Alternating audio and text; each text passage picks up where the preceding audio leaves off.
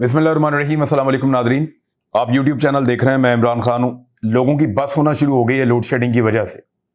1 घंटा बिजली आती है और 1 घंटा जाती है, और अभी जुलाई का महीना शुरू नहीं हुआ। जुलाई के महीने के लिए पाकिस्तान के पास फ्यूल मौजूद नहीं है। जो पेट्रोलियम मसनूआत हैं उन पर बहुत ज़्यादा कीमतें बढ़ाने के बावजूद मैंने आपको डाटा बताया था कि $129 फी बैरल का जब आलमी मंडी में पेट्रोल था, उस वक्त इमरान खान पेट्रोल बेच रहे थे $149 फी लीटर, और आज $103 फी बैरल का जब आलमी मंडी में पेट्रोल है तो इंपोर्टेड सरकार पेट्रोल बेच रही है $234 फी लीटर। अब आप इस इजाफे से अंदाजा कर सकते हैं, और डीजल के साथ भी यही सूरत हाल है, बल्कि डीजल ज्यादा महंगा कर दिया है। तो ये सारी सूरत हाल पाकिस्तान में इंपोर्टेड सरकार ने पैदा की है। गैस का ये सौदा कर नहीं पाए, जिसकी वजह से शहबाज शरीफ ने कहा कि ना सिर्फ IMF के साथ कड़ी शराइत तय हो रही हैं, हमें मजीद टैक्सेस लगाने पड़ेंगे, पब्लिक पे बोझ डालना पड़ेगा, बल्कि पेट्रोलियम मसनूआत की कीमतों में भी इजाफा होने जा रहा है। और साथ ही साथ बिजली की बदतरीन लोड शेडिंग अभी आनी है। यानी इस वक्त लोड शेडिंग की सूरत हाल ये है, और कराची में तो बेड़ा ही गर्क कर दिया है। कराची में तो ये सूरत हाल है कि कई मुकामात के ऊपर शहरी निकले, उन्होंने एहतजाज शुरू कर दिया। खवातीन, बच्चे, बूढ़े, नौजवान सब निकले और उन्होंने शदीद एहतजाज किया लोड शेडिंग के खिलाफ, क्योंकि वहां लगातार लोड शेडिंग हो रही है। जीना हराम हो गया लोगों का गर्मी में। तो ऐसी सूरत हाल में बजाय कि लोगों को बिजली प्रोवाइड की जाती, आसिफ अली जरदारी साहब की सिंध हुकूमत ने, बिलावल भुट्टो की सिंध हुकूमत ने पुलिस को भेजा कि इनको आंसू गैस के शेल मारो। शदीद तपती हुई गर्मी के अंदर, जब कराची में इस वक्त दर्जा हरारत अपने एक्सट्रीम के ऊपर है, तो एहतजाज करने के लिए निकले हुए शहरियों के ऊपर इन्होंने आंसू गैस के शेल मारे और उनके ऊपर तशद्दुद किया। और ये तशद्दुद कब तक करेंगे? अगर लोग पाकिस्तान भर में निकल आएंगे तो फिर क्या करेंगे? अगर बाकी शहरों में भी एहतजाज शुरू हो जाता है तो फिर क्या करेंगे? फैसलाबाद में ताजिरों ने बैनर्स लगा दिए हैं कि मियां साहब पंजाब तबाह हो गया है और हमारी इंडस्ट्री का भट्टा जो है वो बैठ गया है, कुछ हमारे पल्ले नहीं बचा। जो आपने लोड शेडिंग की है और जितनी आपने कीमतें बढ़ा दी हैं गैस की, बिजली की, अब वो किसी के साथ कंपीट नहीं कर पा रहे, और ऊपर से उनके ऊपर एक्स्ट्रा टैक्सेस भी लगा दिए हैं। यानी वो सारे हमारे जो भिखारी दानिश्वर हैं, या वो सारे हमारे जो लोग हैं, पॉलिटिकल लोग हों बेशक, जो इमरान खान के दौर में अभी ये तस्लीम करने को तैयार नहीं थे कि इमरान खान के दौर में कारोबार चला, अब वो सारे ये कहते हैं कि क्योंकि इमरान खान के दौर में कारोबार बहुत अच्छा चला और लोगों ने बहुत पैसा बनाया, लिहाजा अब इनसे टैक्स ले लो। यानी आपको अजीब मंतक नहीं लगती? 3 महीने तक पहले तक इमरान खान के दौर में ये सब कहते थे कारोबार कोई नहीं चल रहा, इमरान खान ने कारोबार का बेड़ा गर्क कर दिया है, और अब 3 महीने के बाद सब कह रहे हैं कि इमरान खान के दौर में इतना अच्छा कारोबार चला है, अब इनसे इजाफी टैक्स लो। ये कल मुनाफत कर रहे थे, ये आज मुनाफत कर रहे हैं, इसका फैसला आप खुद कर लें। लोग एहतजाज कर रहे हैं, शोर मचा रहे हैं, और जिस तरह की लोड शेडिंग जुलाई में आने वाली है, ना सिर्फ PMLN या इत्तेहादी जमातें पंजाब से सारे इलेक्शन हार जाएंगी, बल्कि इनकी बहुत बुरी दुर्गत बनेगी। इलेक्शन जीतने के लिए अजीबोगरीब हथकंडे अपनाए जा रहे हैं। कई ऐसे लोग जो मुर्दा हैं उनके वोट कास्ट करने की तैयारी हो रही है। और यहां आरिफ हमीद भट्टी साहब हैं, सीनियर सहाफी, उन्होंने एक चीज की है, मैं उसकी तस्दीक भी कर सकता हूं, क्योंकि मैंने कुछ लोगों से बात की, उन्होंने कहा जी ऐसे, उन्होंने हवा में नहीं बात की, इसके अंदर वाकई सदाकत है। और कुछ लोग ये कह रहे हैं, भट्टी साहब के मुताबिक ये जो 4 हल्के हैं जहां पे लाहौर में इलेक्शन हो रहा है, इनमें से उन्होंने सिर्फ एक हल्के को चेक किया है। मैंने भी अपने तौर पे चेक किया, और इसी तरह की बेज़ाब्तियां बहुत सारी हैं वहां पे वोटरों में। 2000 बंदे जो मुल्क से बाहर रहते हैं, और 17 जुलाई को उनका वोट कास्ट हो जाएगा और फहरिस्त तैयार कर दी गई है। बंदे मुल्क से बाहर हैं, वोट पाकिस्तान में उनका पड़ जाएगा। कई लोग जो दुनिया से इंतकाल कर चुके हैं, उनका वोट पाकिस्तान में पड़ जाएगा। तो इस तरह 4-4, 5-5 हजार वोट का बंदोबस्त किया गया है, जो जाली वोट डाला जाएगा मुस्लिम लीग नून के उम्मीदवारों को या उन लोटों को जिनका ताल्लुक पाकिस्तान तहरीक इंसाफ से है। यहां एक फुटेज भी है, वो मैं आपको दिखा देता हूं, उसका कुछ थोड़ा सा मंजर। ये तलाल चौधरी अपने हल्के में गए और यहां पे लोगों ने इनका इस्तकबाल लोटों के साथ किया है। ये चारों तरफ लोटे खड़े हैं और लोटों लोटों की आवाजें लगा रहे हैं। इसके पीछे दो वजूहात हो सकती हैं। एक तो मुझे यह लगता है कि यह फेक एहतजाज है और तलाल चौधरी ने यह वीडियो का ड्रामा खुद किया है, क्योंकि तलाल चौधरी इस बात के ऊपर खासा नाराज है कि जिस हल्के से वो इलेक्शन हारा था और नवाब शेर वसीर वहां से इलेक्शन जीता था, नवाब शेर वसीर को टिकट देने का जो फैसला किया नून लीग ने, उस फैसले पे तलाल चौधरी बहुत परेशान है और वो कारकुनों को उकसा करके लोटे छोटे पकड़ के मेरे आसपास घूमो, मेरी बेइज्जती करो, खैर है कोई बात नहीं, लेकिन ये वीडियो बना के हम वायरल करते हैं जिससे मीडिया में ये मामला उठेगा और मेरी पार्टी की क़यादत नवाब शेर वसीर, उसको टिकट देने के बजाय टिकट मुझे मिल जाएगी तलाल चौधरी को। तो ये तलाल चौधरी अपनी कॉन्स्टिट्यूएंसी या अपना हल्का नहीं छोड़ना चाहता, हालांकि यहां से इलेक्शन हार गया था और अब वो चाहता है कि नून लीग का टिकट उसको मिले, नवाब शेर वसीर को वो नून लीग का टिकट ना मिले। थोड़े दिन पहले जब नवाब शेर वसीर अपने हल्के में आया तो तब भी लोगों ने लोटा लोटा के नारे लगाए, पोस्टर फाड़ दिए, लोटे मारे, तो इस पे कुछ नौजवान गिरफ्तार भी हुए थे। तो अब ये मेरे ख्याल में तो ये जानबूझकर किया गया है। दूसरी जानिब जो चीजें जानबूझकर की जा रही हैं उनमें एक तो उसामा कादरी साहब का एक इंटरव्यू है, एमक्यूएम से इनका ताल्लुक है। वो ये कहते हैं जी हम इस्तेमाल हुए हैं, हमें इस्तेमाल किया गया है, एक शख्स को वजारत उस्मा की कुर्सी पे बैठाने के लिए मुझे यानी एमक्यूएम को इस्तेमाल किया गया है और हम इस्तेमाल हुए हैं कुछ लोगों को नैब से बचाने के लिए, यह भी उन्होंने कहा है। यानी अब लोग एतराफ़े जुर्म कर रहे हैं कि जनाब हमने ये किया है।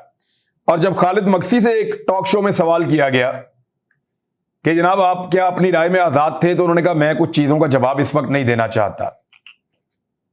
यानी अगर आजाद थे तो वो कह सकते थे मैं आजाद था, लेकिन उन्होंने कहा कि मैं कुछ चीजों का जवाब इस वक्त नहीं देना चाहता। ये सारा कंफ्यूजन क्यों क्रिएट किया जा रहा है? नंबर एक तो जितना कंफ्यूजन क्रिएट करेंगे, इन तमाम लोगों को यकीन दिलाया गया था ताकतवर लोगों की जानिब से कि ना सिर्फ आपको एक इंपोर्टेड हुकूमत बनाकर दी जा रही है, आप उस हुकूमत का हिस्सा होंगे, बल्कि आपको अच्छा खासा नवाजा भी जाएगा और वो हुकूमत बहुत अच्छी चलेगी, हम उस हुकूमत को पूरी सपोर्ट दे देंगे। ये इस किस्म के वादे थे मुबैना तौर पे, लेकिन वो सब कुछ नहीं हो सका। इकॉनमी भी बैठ गई और जैसा इंपोर्टेड सरकार चली है कुछ उनके पल्ले नहीं रहा। पब्लिक सारी की सारी एमक्यूएम के, बलूचिस्तान अवामी पार्टी के, फजलुर रहमान के या पीपल्स पार्टी और पीएमएलएन के खिलाफ हो गई। अब ये सारी चीजें देखते हुए सब लोग अपनी अपनी जान भी छुड़ाना चाहते हैं, गिले शिकवे भी कर रहे हैं।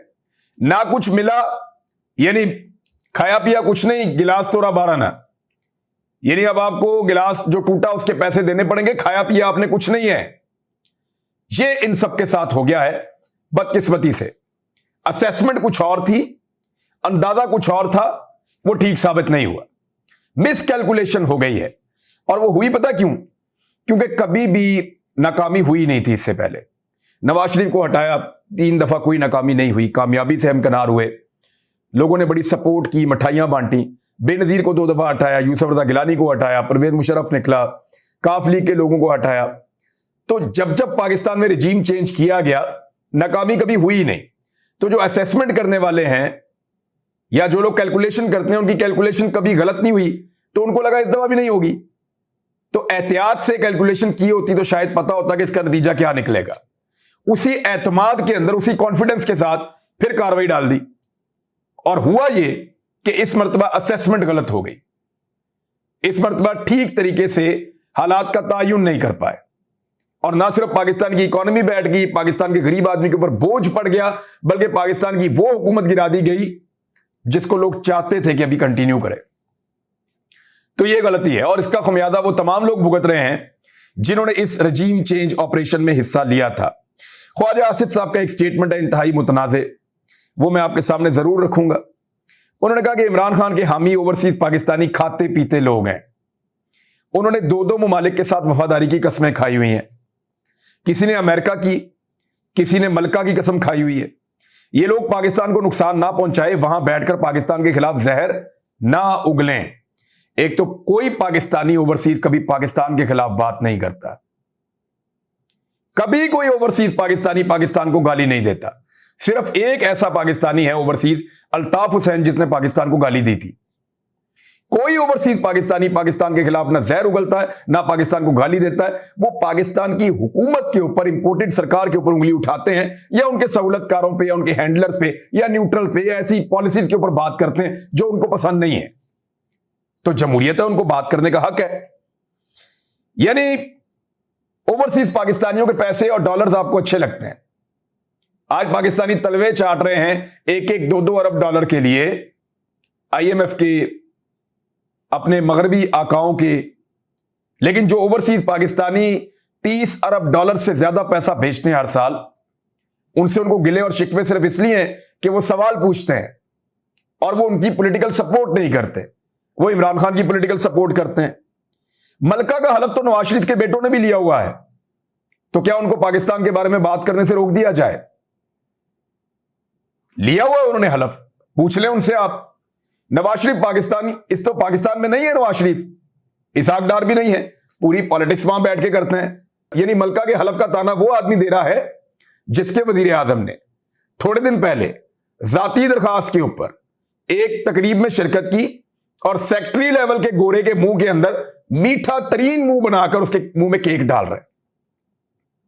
यानी जितना मीठा केक था ना, उतना ही मीठा मुंह बनाया हुआ था जनाब ने, पूरी एक्टिंग करके उसको केक खिला रहे। और ये क्या इस ओहदे की तौहीन नहीं है? यानी यहां पे कोई और स्टैंडर्ड है, वहां कोई और स्टैंडर्ड है। ओवरसीज पाकिस्तानियों के सिर्फ पैसे और डॉलर ना लें, बल्कि उनका एहतराम भी करें और उनका ख्याल भी रखें और उनको उनके वोट का हक भी दें। हमजा शहबाज साहब के लिए जो मुसीबत बनी हुई है आज, क्योंकि केस का दिन है, चीजें आपके सामने या तो आ गई होंगी या आने वाली होंगी। हमजा शहबाज ने नए अहकाम जारी किए हैं कि जब तक ये सारी सूरत हाल नहीं हो जाती, मुमकिन अदालती फैसले के पेश नज़र जो जितने भी इत्तेहादी हैं हुकूमत के, या जितने भी अरकान हैं PMLN के दूर दराज इलाकों से आते हैं, वो सारे के सारे लाहौर के अंदर स्टे करें और लाहौर से बाहर ना जाएं। ये हमजा शहबाज साहब ने हुक्म जारी किया है।